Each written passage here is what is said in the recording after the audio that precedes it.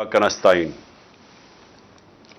اس وقت لالا موسا اور جنگ کے اندر جو آپ سب اکٹھے ہوئے ہیں اس ملک کے پاکستانی باشعور شہری، تو میں آپ کے سامنے سب سے پہلے ایک بات رکھنا چاہتا ہوں کہ آج ایک تماشا ہو رہا ہے لندن میں، اور یہ کسی دنیا کے ملک میں اس طرح کا تماشا نہیں ہوتا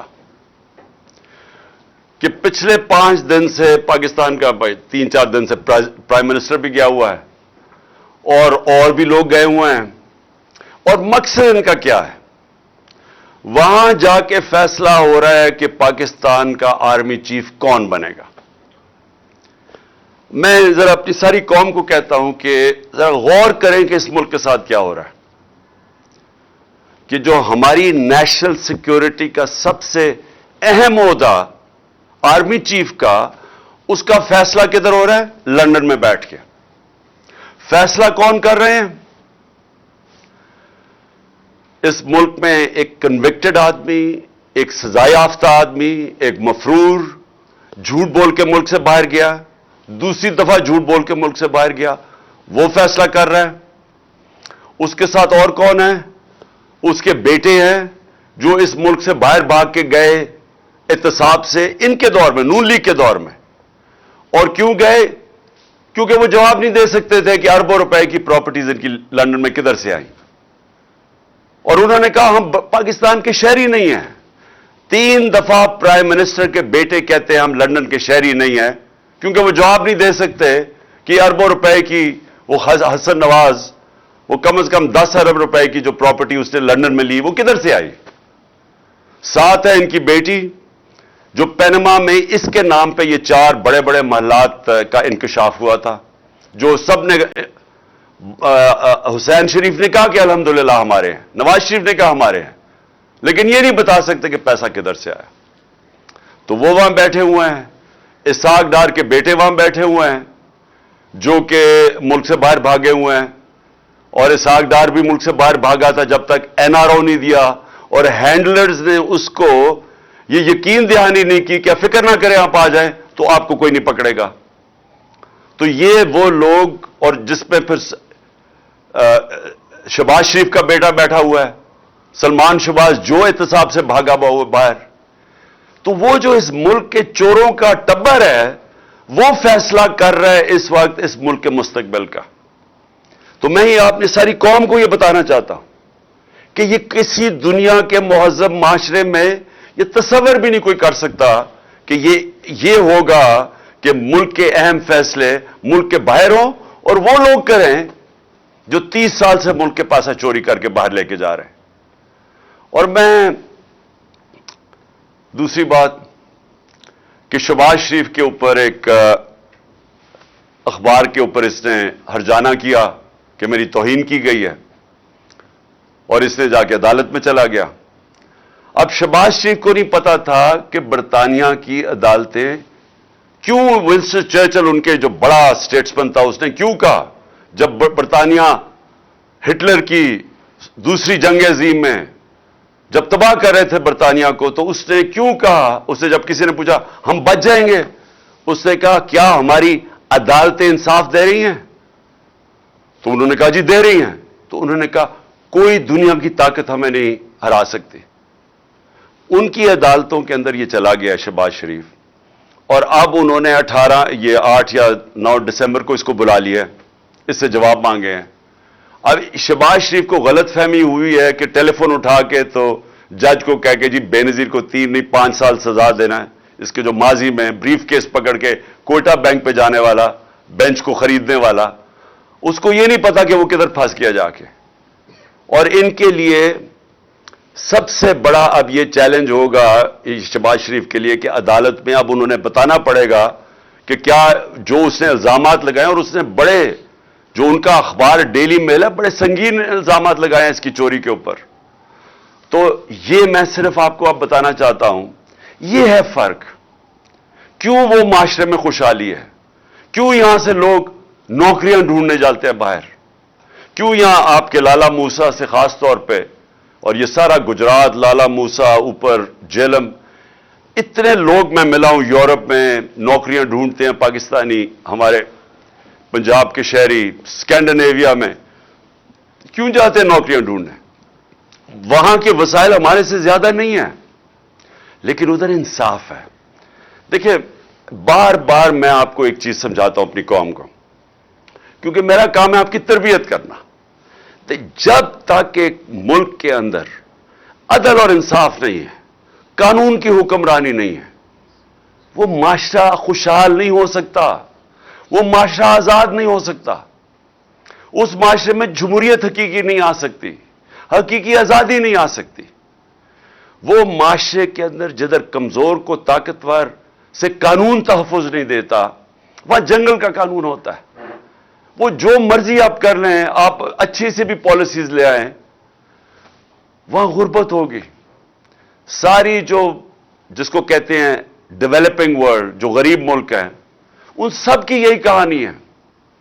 تو میں اس لیے بار بار آپ کو سمجھاتا ہوں میرے پاکستانیوں، کیونکہ میں نے یہ ملک دیکھے ہوئے ہیں، میں نے ٹائم گزارا ہوا ہے یہاں، مجھے پتا ہے۔ اس لیے میں نے 26 سال پہلے انصاف کی تحریک شروع کی تھی کہ یہ ایشین ٹائیگر نہیں بننے لگا پاکستان، لاہور کو پیرس نہیں آپ بنا سکتے۔ جب آپ عدل اور انصاف کا نظام لے کے آئیں گے، یہاں کی قوم کو آزاد کریں گے، حقیقی آزادی دیں گے، یہ قوم خود ہی اس ملک کو اٹھا لے گی۔ یہاں جو بیرون ملک پاکستانی بیٹھے ہیں، جو میری آج سن رہے ہوں گے مجھے، میرا ان سے انٹریکشن ہے، ان سے پوچھے تو صحیح کیوں نہیں وہ پاکستان میں آ کے پیسہ لگاتے؟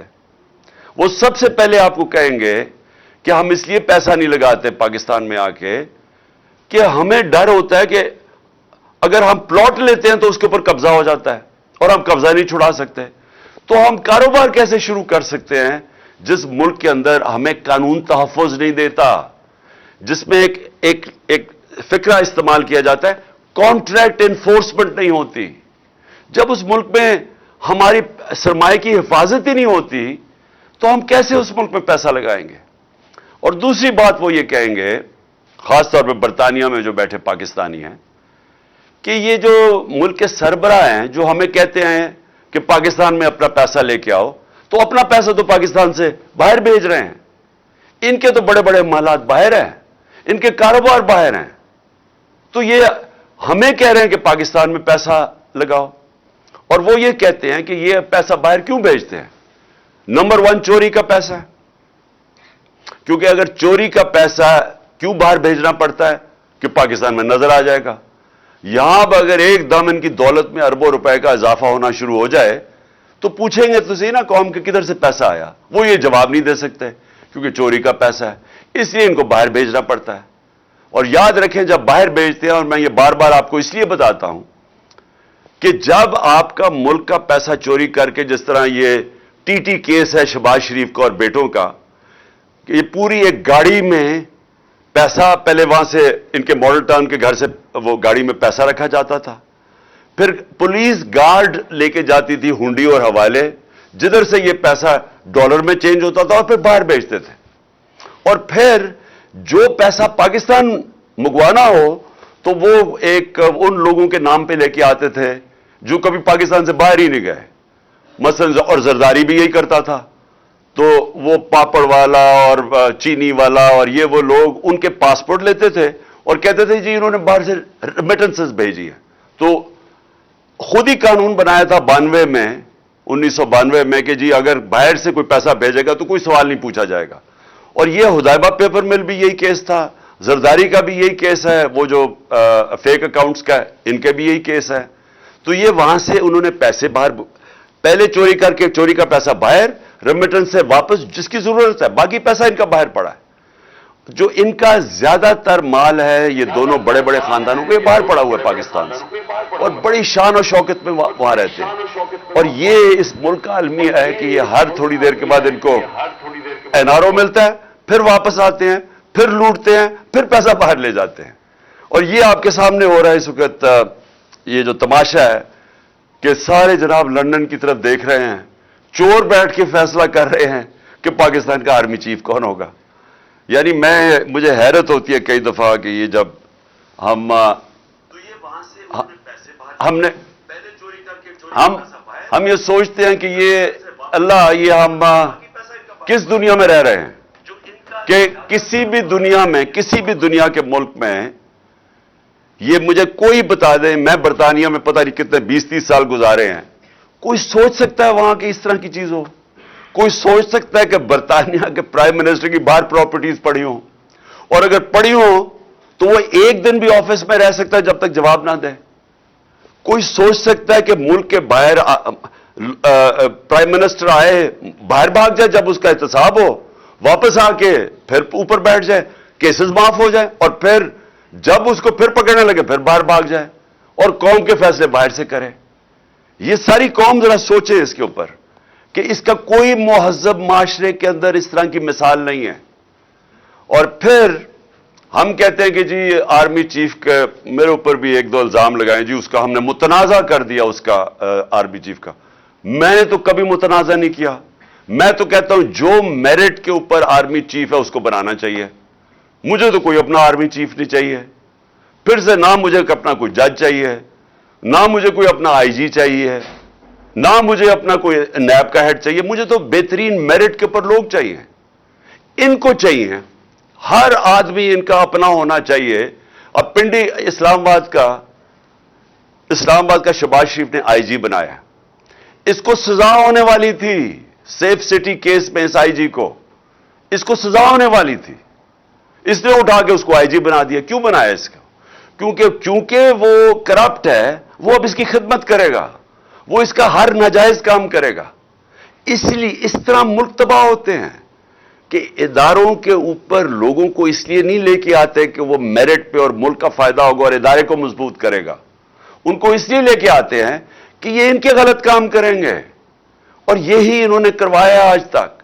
عدلیہ کے اندر انہوں نے ڈنڈے مار کے جب چیف جسٹس سجاد علی شاہ جیسا دیانتدار جج کو جب بھگایا وہاں سے اور پھر پیسے رشوت دے کے اس کو جب ہٹایا، تو یہ اس لیے نہیں کہ ان کو کوئی فکر تھی کہ پاکستان کی عدلیہ ٹھیک کام نہیں کر رہی، اس لیے کہ وہ ان کے نیچے نہیں تھی، ان کی غلامی نہیں کر رہی تھی، ان کے غلط کاموں کے اوپر غلاف نہیں ڈال رہی تھی، چھپا نہیں رہی تھی۔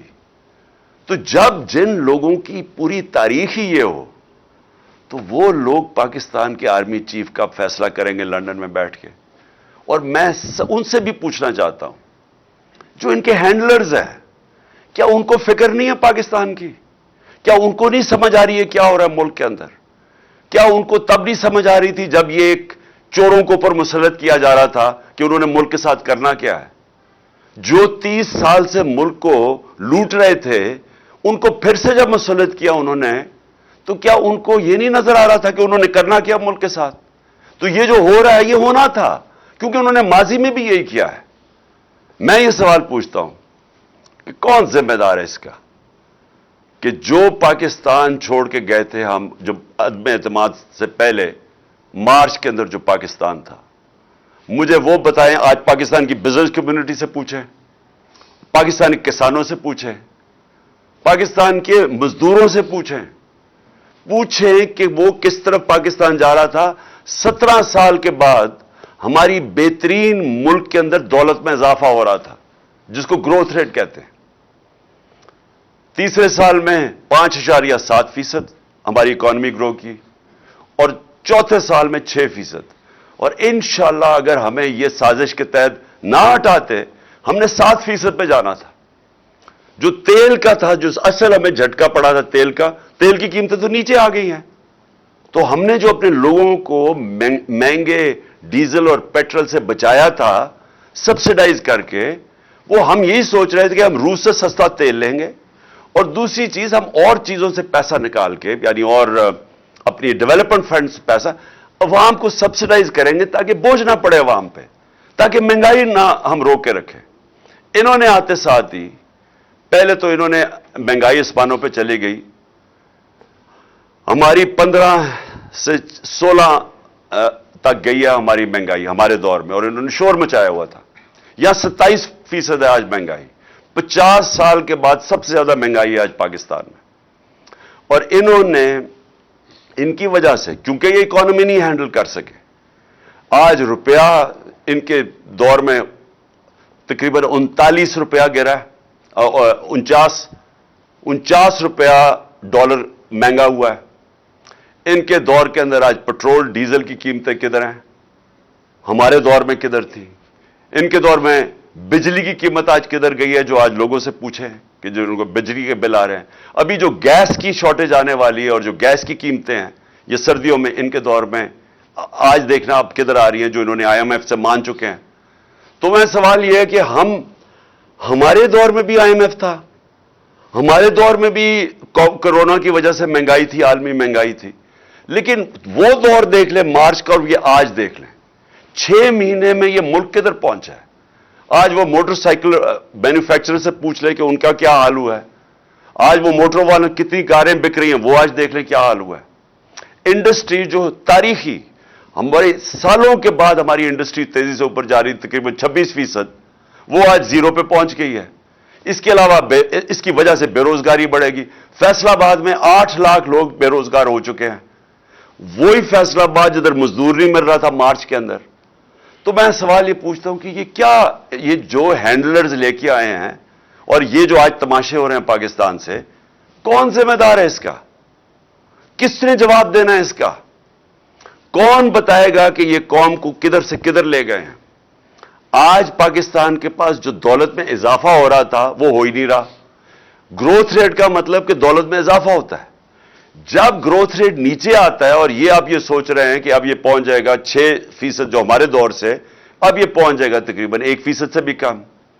जब दौलत के अंदर इजाफा कम होगा तो इससे क्या होगा? इससे ये होगा कि हमने कर्जे तो देने हैं, कर्जे लिए हुए हैं, कर्जों की किस्तें वापस करनी है। तो जब हमारी दौलत में इजाफा ही नहीं हो रहा तो कर्जों की किस्तें कैसे वापस करेंगे? किधर से पैसा आएगा? आज यह हाल हो गया है कि हमें कर्जे लेने पड़ते हैं कर्जों की किस्तें वापस करने पे। तो कर्जों में डूबता जा रहा है मुल्क, और जो दौलत बढ़ रही थी वो अब बढ़ नहीं रही। दौलत के अंदर इजाफा होगा तो कर्जे वापस करेंगे, वो तो अब नीचे जा रहा है। हमारी टैक्स कलेक्शन नीचे जा रही है, हमारी एक्सपोर्ट्स नीचे जा रही हैं, जो बैरून मुल्क पाकिस्तानी रेमिटेंसेस भेजते थे वो नीचे जा रही हैं। तो दौलत नीचे जा रही है मुल्क की। तो ये किसने, कौन जिम्मेदार है इसका कि इन चोरों को हमारे ऊपर मुसल्लत किया? ये कौम सवाल पूछेगी। तारीख ये चीज नोट कर रही है कि ये जो हुआ है इस मुल्क के साथ, कौन कौन लोग जिम्मेदार हैं इसके। और ये जो समझते हैं कि लोगों के मुंह बंद करके, लोगों के सहाफियों को जो अरशद शरीफ से किया है, जो इस वक्त कौम शौक में है कि जो अरशद शरीफ से किया गया है, कौम सवाल पूछ रही है कि क्या ये तरीका मुल्क को चलाने का कि पहले इन चोरों को लेके आओ, उसके बाद लोगों को कहो हजम करो ये, क्योंकि हमने फैसला कर लिया अब ये आपके ऊपर बैठेंगे, और जब कौम नहीं माने तो उनको मारो, सहाफी नहीं माने तो उनको डंडे मारो, उनको तशद्दुद करो, उनको बाहर भिजवा दो, और ये जो कत्ल करवा दो जो अरशद शरीफ से किया है। फिर आजम स्वाति जैसे लोग जो उससे किया इन्होंने, कि उसने कोई तनकीद कर दी, वो कौन सी उसने इतनी बड़ी क़यामत थी कि उसको नंगा करके बच्चों के सामने पहले मारो, फिर नंगा करके तशद्दुद करो, और फिर जो वीडियो दी है, यानी इससे तो कोई सारी आज कौम दंग है कि कोई इतना भी नीचे गिर सकता है कि किसी को ब्लैकमेल करने के लिए आप मियां बीवी की वीडियो डाल दें।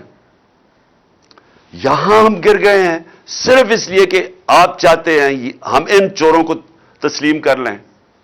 और इसलिए मैं आज सारे पाकिस्तानियों को कहना चाहता हूं कि देखें, ये एक फैसला कुन वक्त है हमारी तारीख का। आपने सब ने शिरकत करनी है। ये इमरान खान की तहरीक नहीं है, ये आपकी तहरीक है।